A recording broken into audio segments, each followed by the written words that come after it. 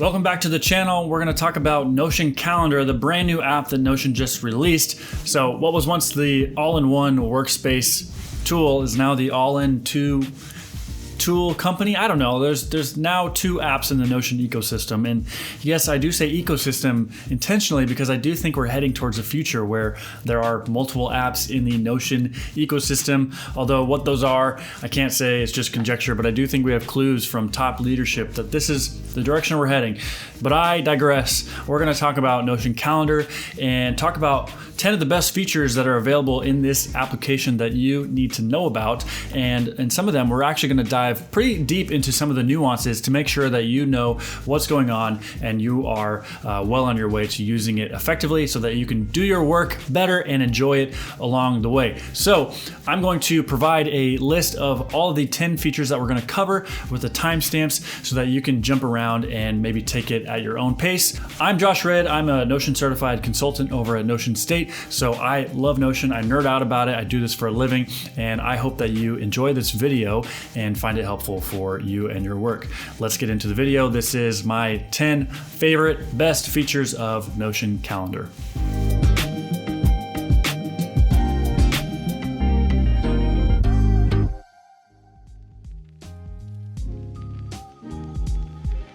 Let's start with the big banging headlining feature that everyone's talking about, which is connecting your Notion databases to the calendar.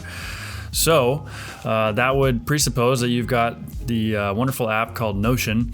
So I'm looking at my Notion workspace, and this is actually a combination of my personal kind of space that's housed within our business workspace, but I just have it down here under the private section in what I call my terminal. But this will work with any database that you have access to in Notion, no matter what the workspace it lives in is. And so you can connect multiple databases from multiple workspaces. You can integrate multiple workspaces so you don't have to worry about where it's at, just that you have access to actually integrate it into Notion Calendar. So I have one just set up for this showcase called JR Time Blocking Calendar with a few different examples. And the one key that you need to do first before this is available is go to the original database, not a linked database, but the original root database, and make sure that there is a calendar or a timeline tab built into that root database. So you'll know that it's available if you have this little box called Open in Calendar. That means that you have this kind of turned on. Once you have that, you can then connect any of your linked views of this database with different filters on it. And so you can get a lot more nuanced with what you want to show. Just make sure that you have at least one of these unlocked on the root database. If it's not available for you, then that's why go back to the root database and make sure you have that unlocked. So I have this one with a calendar on it already. And so I have this little box called Open in Calendar. And this is going to take me directly to Notion Calendar because I already have it integrated. And before I do that, just real quick, let me show you what that looks like on the menu side. And so I'm going to press Command comma to open up the settings, and then we can go down to our integrations. And so I have the Notion State workspace already integrated, and that's the workspace that I was working in. That's where I have this database that I want to connect. So that's integrated. And then your other integrations are on Calendar if you want to integrate your Google Calendar calendars. But what we want to make sure we have for this feature, which is connecting Notion databases, is your workspace integrated. Okay, so we have Notion State integrated. If you want to add another one, I can just press connect and choose one. Very easy. And so now because I have that, I am going to open this in Calendar, and it's going to just connect it directly because I already have it integrated. So now we can see this JR Time Blocking Calendar, and I can see a bunch of other calendars as well. So let's go ahead and hide some of these. I'll explain how these are working as well. Let's keep my main work one, and then this time blocking one is a Notion database. So let's change it to purple. I like purple. for this. And you'll notice that it's a little different than an actual calendar event. This is really key to not get these confused. These Notion databases are not the same as a calendar event, like a Google Calendar event, where you have a lot of the options that you would on a calendar event. So just for example, let's look at Notion State Jam session. We've got the title, the time, just all of your normal calendar settings and things that go on. You've got the invitees, you've got a Google Meet link, and then all of these other things. I can mark it as busy. This Notion State database that I've brought in does not have any of that. So let's just make it clear that this is a really cool feature in that you can now overlay multiple Notion databases on a calendar, because a lot of them have a natural calendar view to them, like content calendars and roadmaps and things like that, or time blocking and task managing. But just to be clear, this is not a calendar event. And so if somebody wants to book time with me, they are not going to see that this is marking me as busy. They'll just book right over it. And that's applicable if you use applications like SavvyCal or Calendly or anything like that. Even if your team uses Notion Calendar, this just does not show you as busy. So I can do this for as many different databases as I want. And what's really cool is that manipulating an item on one app will manipulate it on the other app. And so this is a true two-way sync between Notion database items and Notion Calendar. So if we look at today, we've got record video at 1 to 5. Hopefully it doesn't take that long. And let's change it from this end. Let's maybe adjust it to 3 to 5. So I just changed it, well, 3 to 7, that's fine. 3 to 7, I just changed it on Notion, and then I come over here. Let's give it a second, and now it's updated 3 to 7. And then the same applies here. Let's shorten it. Let's actually go 3 to 4. Let's be realistic, or maybe I'm just being hopeful. 3 to 4, and then we come over here, and it is now 3 to 4. So awesome feature. And you are able to see and sync Notion database items in Notion Calendar. So really cool. And then real quick, let me just show you what it looks like to overlay a view of this, which should also kind of show you that you can see multiple databases. So I've got this time blocking calendar. There's no filter on it. In fact, there's not really any criteria on these, but let's mark something as like, you know, it's a very special event. Let's do a checkbox, and let's just mark it as special. So write Twitter thread, that's special. But let's mark this record video as special and edit video as special, but I don't have this one marked as special. So I'm going to come back to my terminal. Let's copy this link and then come back to my terminal, and then we'll do a linked view and then filter it where special is checked. So you just saw that some of those disappeared. Let me go back and delete this. I've got a bunch of events, and then if I filter this where special is checked, they're gonna disappear. So they did. And because this is a calendar, I have this box right here, opening calendar, showing up for me. So if I click this, it's going to create another kind of what looks like a calendar in Notion Calendar. So let's press that. And now I've got another one. What's really confusing right now is that they actually pull in the name of the database. And I think and hope that soon they'll change this to where it actually pulls in the view name, or that you can actually maybe customize these titles. Right now it's a little confusing. This is the first one, and it's from that main one, which was, the view was called calendar. And then this one right here, I didn't change the name, so it's called calendar, so you can't really tell the difference. But if I go back and change that view to special right here, special, we'll come back over here, and then let's give it a little refresh. So now you can see this one says special because that's the name of the view. I actually think it would be more intuitive if they'd switch which one showed where, but hopefully soon that becomes a little easier to navigate and see. So on the special one, we've got, let's hide this one. we've only got these ones. It's filtered, so you can pull in as many filtered views as you want. Actually, there's a limit of 10. But now if I switch back over to the main one, I've got a bunch more. So you are able to bring in filtered linked views, but again, just make sure that you have that calendar or timeline on the main database first to unlock this ability, and then be mindful of knowing which one is which. It's kind of hard to tell. You have to come up here to the top right and see what your view names are. So it might be even more helpful to just make sure that you title these views correctly so that you're able to tell the difference in Notion Calendar. Okay, and then I think the last point on that one is that you can actually use formulas to show the date in Notion Calendar.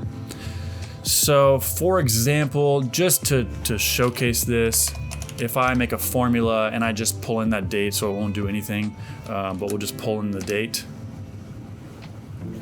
I have this formula date,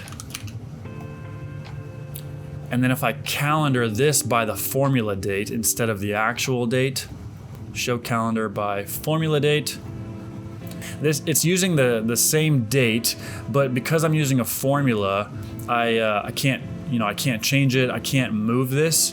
And so over on Notion Calendar, if I'm looking at the special one, which is using the formula, I'm not able to move it. You can see this event can't be rescheduled. But this record video one, if I switch back over to the one that's using the date property, I'm able to move it around. And I'm sure if I updated this, they would match. Yeah.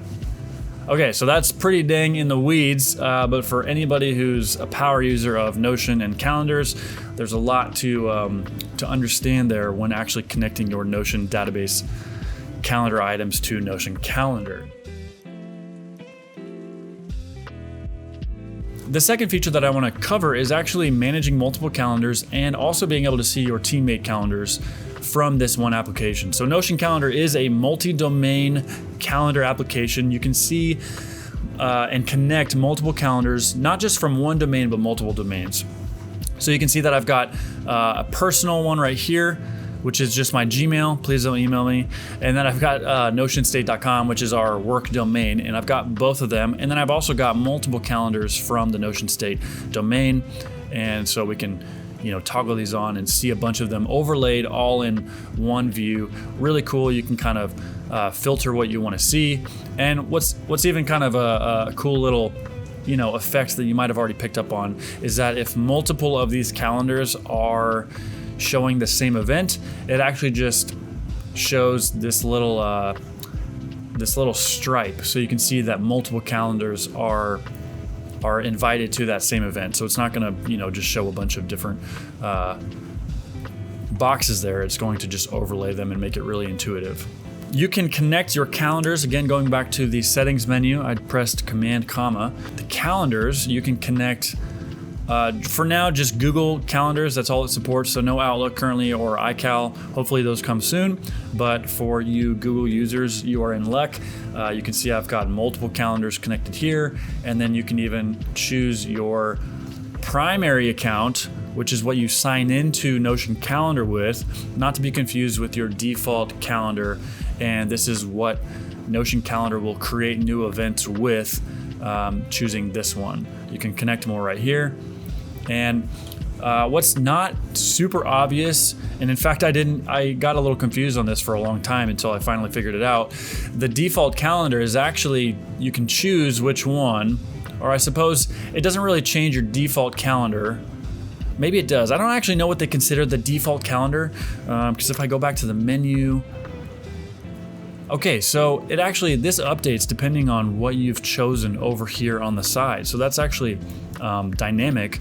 So you can change your default calendar, effectively letting you change what you draw on the calendar and make a new event with by clicking on the circle next to the email. So it does not do this if you click on the entire name, which I think it should, but for now you have to click on this little circle next to it, and by doing that, that's what lets you draw a different calendar event onto the calendar. So if you're wondering why you keep clicking on a different one and trying to make a new event and it's not working the way you think it should, that's why. Make sure that you have the right default calendar selected and you'll have a little circle around it. So that's how you can manage multiple calendars. And then what's really cool is if you have permission or access via the domain to see your teammates' calendars, you can see your teammates' calendars either pinning them or just temporarily. So they have a nice hotkey for that. So if I'm over on my default calendar or my Josh at Notion State and I press P, I can show a teammate calendar. And so I can show Brian's, and then if I press P again and type in Ava, I can see Ava's. And I'll explain why you see 2 Brian's in a second, but this allows you to see, let me hide all these other ones, my teammates' calendars and show or not show them, and so I can see when they're busy or not and what they have going on. The reason why you see 2 Brian's, this took me a little bit of debugging with the Notion team to figure out why this happened.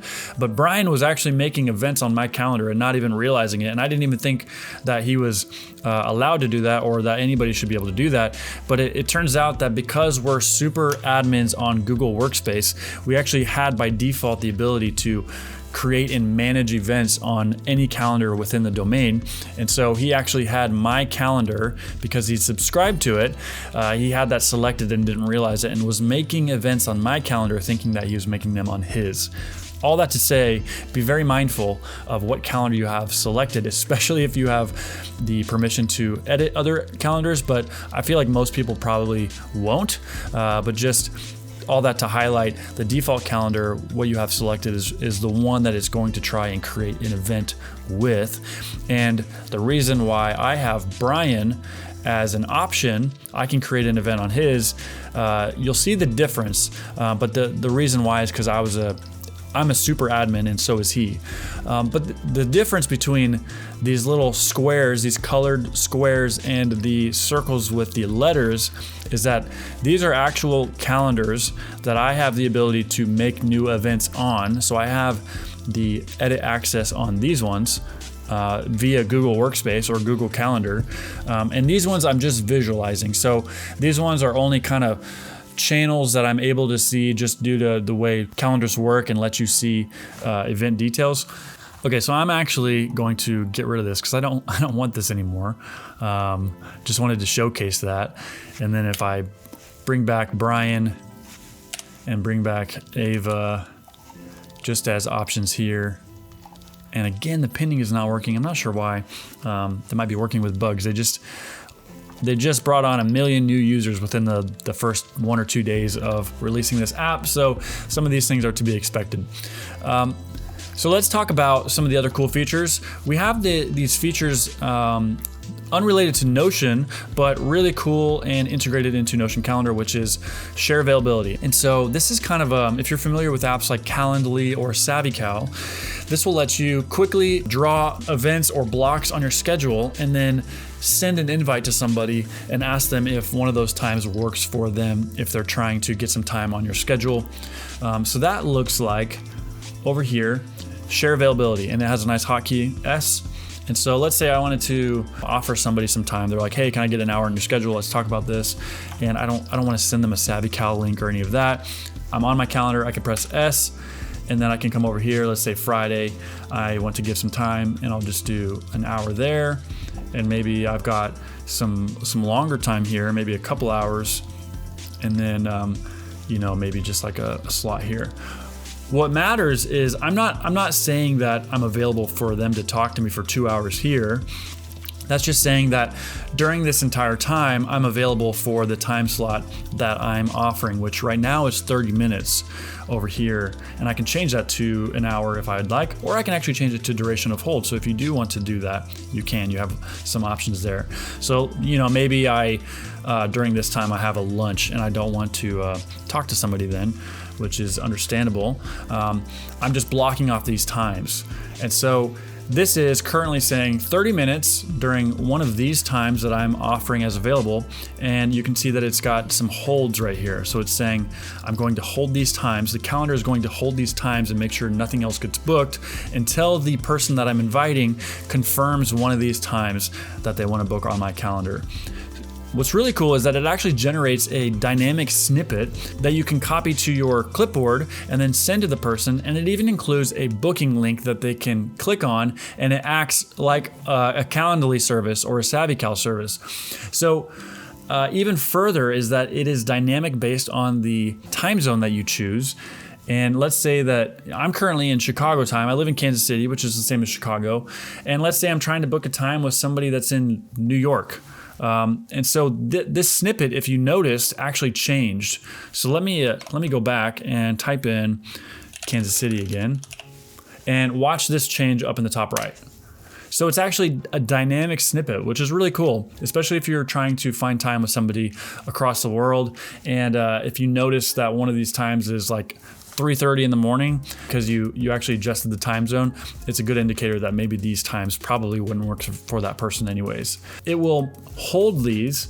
So let's say I create these holds. It copied my snippet to my clipboard so I could paste it in an email, and then that is going to include this link. So let's open that up and see what it looks like. And it looks a lot like Calendly, which I think is really cool. And you see there's a bunch of options because the event, or what I'm offering, is 30 minutes. I've got a bunch of different 30-minute blocks, even though you kind of saw big, the 3 big chunks on my calendar that I decided to hold for this. So really, I think dynamic and polished, really cool. And you can even change your time zone so the person can change it to theirs if they would like. And they can find out what time actually works better for them. Love that. And I could actually see this turning into a SavvyCal replacement. I feel like all the infrastructure's there for you to be able to create your own booking links. And so fingers crossed for that feature coming to Notion Calendar. But what's really cool is until they book that time, these will be held. And then as soon as they book the time, they will disappear, all except for the actual meeting that is booked. With all of that dynamic power of creating those snippets and booking links, let's say you actually know who you want to meet with and you just want to do it really quickly. You can use the quick meeting using the hotkey F, or just coming over here and clicking and typing in a person, press enter, and then you can draw on the calendar the time that you want to make that event, and then just press the send invite and it'll send it to them. And because I have Google Meet integrated, it automatically created a meeting link so I don't have to create one and connect it. Love that. Such a smooth integration that you can do with Google Meet. Let's send that invite, and I should probably tell Brian that I'm recording a video. And you can see that over in your settings and integrations under conferencing. So my default conferencing is Google Meet, so that's why it connected a Meet one. But then you can also use Zoom and choose that as an option, or you can use a third-party custom link if you use a different service that it supports. And so over here on this meeting, I can go down to Zoom and click Zoom if I actually prefer to use Zoom, but Meet is my default. So you have share availability with S and quick meeting with F, 2 really cool features for booking quick meetings with people and staying flexible. Speaking of time zones, Notion Calendar actually supports multiple time zones, and you can see I've got 4 showing, which is quite a bit, right? So let me delete this one. And I currently have 3. It supports 4 what I would call permanent ones, but then you can also add another one, which is a temporary one, for a total of 5. So Tmezone Management is actually a really polished feature in this calendar. And so if you're a remote team, this is great for finding time with people across the world, or if you're working with clients. I mean, it's just all built in really nicely. So I have a few already built in. So I have Kansas City, which is my time, and then I have Mexico, because that's where Brian is, and then I have Slovenia, which is where Ava is, and I can include one more. And so maybe I want to show time in Prague because I love Prague. And now it's showing up there, and then I can rename this to maybe PRG. So now I have 4 time zones on my calendar, and I can just quickly see, it looks like Prague is the same as Slovenia, but I can quickly see all these times on my calendar. And then another hotkey is Z, which is travel to time zone, and that's a temporary one. So let's say I'm trying to make a meeting with somebody in Poland or see what time it even is in their area. I can press Z, and then type in maybe Krakow, and I can press enter, and then it shows up as this temporary column, and I can see kind of what time it is there. And then when I'm done, I can just close out of it. So really nice time zone features in this app. So up to this point, you've seen me use a lot of different hotkeys already, and this app actually supports a lot of hotkeys. So if you're a hotkey person and a power user, you're gonna love this app. I wanna show you two different places you can find the hotkeys. One is using the command menu, so Command K. And this supports a natural language input. So if you know the name of the command, you can type it in rather than the hotkey. So let's say, share availability, which is the hotkey S. I've already showed you that feature. If I didn't know what the hotkey was, I could type in share availability and then press enter. And now it's already toggled on that feature. I'm gonna go ahead and cancel that. But if you press Command K, you can see quite a bit of common commands that you might want to get familiar with, and then also being able to see their hotkeys. So that's a great feature included. A lot of apps do have a Command K option, but another one is actually getting to the hotkey menu, which is kind of buried behind a couple different clicks here in the bottom right. But you can see keyboard shortcuts actually has a hotkey itself, which is the question mark. If you are just looking at the app and press Shift / which is actually just question mark, you'll pull up this whole list of hotkeys, and there are a lot. So get familiar with those. I don't even know all of these, but there's a lot of really cool ones. And throughout the app, when you hover over different buttons, it will also show you a hotkey if it's applicable. Ones that I use quite a bit are T for today. So if you're scrolled, somewhere else, you can press T and go right back to today. I'm looking at the weekly view, and right now I'm showing 1, 2, 3, 4, 5 days, but I can press a number like 1, 2, 3, and so on, all the way up to 9 to show that many days on my calendar. If you are feeling crazy, you can go to other and type in all the way up to 31. But if you use this view, you are insane. Let me know why you actually do that, because I can't see any reason why you'd want to do that. So yeah, there's a lot of different hotkeys around. If you click around, you'll be able to find a bunch of them. In fact, there's one where you can hide weekends in case you really just want to zone in on work and not see that weekend coming around the corner. I don't know the hotkey, but if I press Command K and hide weekends, right there, Shift Command E. Now it goes from Friday straight to Monday, which is a very sad reality. Hopefully that's not actually reality for you, but maybe it helps you to focus in on your work. Just hover over everything and you'll find a lot of hotkeys, or just press Shift / which is the question mark, and that'll open up all of these different hotkeys that you can look through and learn. All right, let's talk about adding Notion documents to a calendar event. So this is not to get confused with the feature of adding Notion databases to be overlaid on the Notion calendar. This is adding Notion pages to real calendar events. So what that looks like is over here, if I click on my calendar and right click and show only this calendar, another great feature, I can see just my calendar. Let's press T to go back to today. And then I've got this meeting that I created with Brian, which is not gonna happen. I just did it for the showcase. I can attach a Notion page to this actual calendar event. And if I have a meeting note already created and ready, I can attach it and just search for it, or I can create a Notion page from scratch from within Notion Calendar, and I don't even have to open up Notion. So because it's integrated with my workspace, you can choose the workspace that the page goes into. I can create it right here. So create Notion page. Let's call this Brian Josh meeting notes. And I can put it in a database, or I can just choose to put it in the private section of my Notion and then deal with it later. And let's press create. And now it is created. In this example, Brian won't have access to that Notion document. If you're familiar with Notion, I just put it in my private section of my sidebar, and he's not actually going to have access to this page. And so when he sees this connected, he's not going to be able to access it. Notion Calendar understands who the invitees are on this calendar event, and it also understands the people that have permission for that Notion page. So what's really cool is it's going to tell me that he doesn't have access to this page right here. Some participants may not have access. And so from right here, I can either click grant full access, which I probably wouldn't recommend in most cases, or I can click this arrow and give him a certain level of access. So maybe it's for outside contractors and I don't want them to be able to edit it, but I just want them to be able to see it. I can choose can view or can comment, or if it's people that I want to collaborate on this document with, I can choose can edit or full access. So I can press can edit, and what it did was it actually gave Brian access to that page. So that one's called Brian Josh Meeting Notes. I'm going to click that, and we can see over in the share menu that Brian now has access to this, even though it was originally created in my Notion private section. And so now it would actually be in the shared section of my sidebar. Let's see.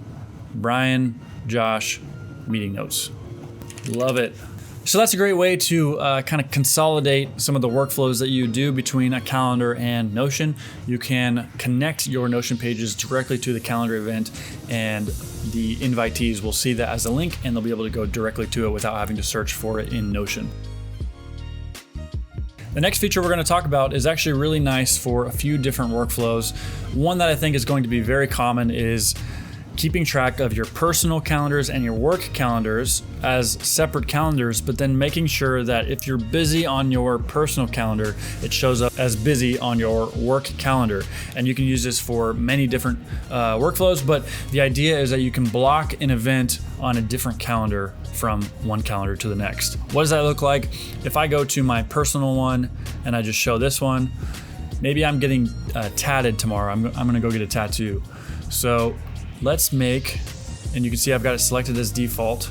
Let's make an event, get, I cannot type today. It's kind of cold in my basement. Get tatted, and this is only showing up on my personal calendar. So it's not gonna show me as busy on my work one. Nobody's gonna know that I'm doing something here and they're gonna book a time with me, which is not going to work because I'm gonna be busy, right? So I can actually show myself as busy on a different calendar. And just to show you what that looks like, if I open this one up, it doesn't show up, but it is on my personal calendar. So I want this to show as busy on my work one. If I right click, I can choose block on calendar and then choose the calendar that I want to show it as busy on. So I want to show this as busy on my Notion State one. And then it's going to ask, do you just want to block this event or all events on your calendar? And then it's also going to ask, how much of the details do you want to share? So if you choose show as busy, it's not going to say get tatted, it's just going to show busy. But if I choose include details, it's going to say exactly what I'm doing. So keep that in mind when you do this. And then I just want to share or block just this event. So show as busy. So on my personal calendar, it shows get tatted. But then when I only show my work one, it shows busy. And so then if I go back and I unblock this and reblock it, but I choose include details, and then I go back to my work calendar and show only this one, now it shows that I'm getting tatted. So if I want people to know that I'm getting tatted, I'll include the details. You can even see event blocked with Notion calendar. So great use of a multi-domain and multi-email calendar application is that it's able to do some of these things to make not just the Notion integrations possible, but make some really nice just calendar management workflows possible. Love this one. Stay on one application on one window, not have to switch between different workspaces or accounts to do all of this stuff, or double book on your different calendars to make sure that everybody knows. You can just block on the calendar and it will do everything it needs to do to make sure that it's showing you as busy. All right, the next feature that I want to showcase is actually you're not going to see it on this window, but you're going to see it up in the menu bar. And Notion Calendar does come with a really nice menu bar available. So this is the menu bar. It's going to show a list of all of the events coming up, and then you can go to some of the settings. And what's really nice is that, especially when you have like Google Meet links available, a little window is going to kind of jump down and say, you've got this event coming up in the next few minutes. And if it has a conferencing link, you can just click that link directly from that little menu thing, and you don't have to go to your calendar and find it and click join. It's right there. And in fact, you can change some of the settings to be a little bit more in line with what you prefer. So in the menu bar, you can see an expanded detail of upcoming events. And because I have youth group coming up in, it shows me 2.5 hours, it's going to show that expanded detail, but I can change some of these settings from the menu. And so if I'm over in the menu and I choose menu bar, it says preview upcoming events in menu bar. So because it's 2.5 hours away and I have this set to 4 hours, it's going to show me that event. But if I choose 1 hour, so it's going to show me anything within the next hour. I don't have anything, and so that menu bar just goes back to the little icon. But if you click it, again, you get that same drop-down menu with all of your upcoming events. And then going back, if I choose something a little longer, like 4 hours, it's going to show me that event coming up. So really cool feature. So you have a lot of settings in Notion Calendar for your menu bar specifically. You can turn it on or off if you want. You can include, just change all of these settings to make it really work for you. And really nice that it just pops up. And especially nice when the event comes around, you can change how soon or how late that thing will pop up and tell you about the next event coming up. So on notifications right here, show upcoming meeting notification. I have it set to 2 minutes. So 2 minutes before the event comes around, a little window or a little bubble window will kind of pop up and say, you've got this event coming up. Here's the link to join. So I don't have to go to my calendar and find the event and click join. It's right there. I never have to leave any of my apps that I'm even working on. So love that little feature. Let's talk about a feature that's just been in front of us this entire time, which is called the context menu. And so if you are familiar with most calendar applications or just calendar services, when you create an event, the detail window will pop up in front of you, and then you can't actually see your calendar while you're putting in the details for the event. But Notion Calendar uses this really integrated or embedded context menu, which is this entire right side over here. And so no matter what you're clicking on, you've always got the context menu for the application. So this is called the context menu. Really useful. It does not go away. I know a lot of people are asking for it to be able to be hidden, but it is really useful for always being able to see all of the information you need without covering up your calendar. But I will say something that people are probably going to miss is a totally full screen calendar, and I have a feeling that we're going to see some feature updates soon enough to allow for that. But for now, this is the context menu. And this is where all of the events and all of the information and all the details for anything in the app, it's going to show up right here. And depending on what you're clicked on and what you have selected, it's going to change. So that's the context menu, but then you also have the main menu over here, which can open and close with a hotkey, which is the, what's that called? Is it a tilde? Not the apostrophe, but the one above your tab key on the left side. You can hide and close this one. Yeah, you've got a couple of UI elements that are useful to know about and know what they are providing you in the app. Okay, that is 10 features in Notion Calendar, but I want to leave you with one more in case you haven't seen this yet already. There is a bit of an Easter egg. Who knows how long it'll be supported, but as of this video, you can change the icon of Notion Calendar back to its original roots, which was the startup called Cron. So if you didn't know, Notion did not come up with this app from scratch. They actually acquired a company called Cron in mid-2022, and they have been working since then to integrate it into the Notion family and rebrand it and all that stuff. But what's really cool is that you can change it back to the original Cron logo if you would like, and you can do that by opening up the command menu, so Command K, and then let's type in this very specific string of text: defaults right app doc icon with a capital I think, and then style 1, and then press enter. And we're going to look down at our dock and see that the cron logo is now applied. It is called Notion Calendar. However, you can go into your applications and rename the app to cron if you would like, and get the full experience. But let's go back and reset it by Command K, defaults, reset. And then if we look at it, it's back to the Notion Calendar logo. So fun little Easter egg that you can play with if you'd like to go back to the original application called Cron. That was 10 features in Notion Calendar to get you well on your way to becoming a master of this new app in the Notion ecosystem. And I hope you enjoyed it and got value out of it. If you did, would appreciate it if you'd press the like button and subscribe if you want to see more content like this coming your way.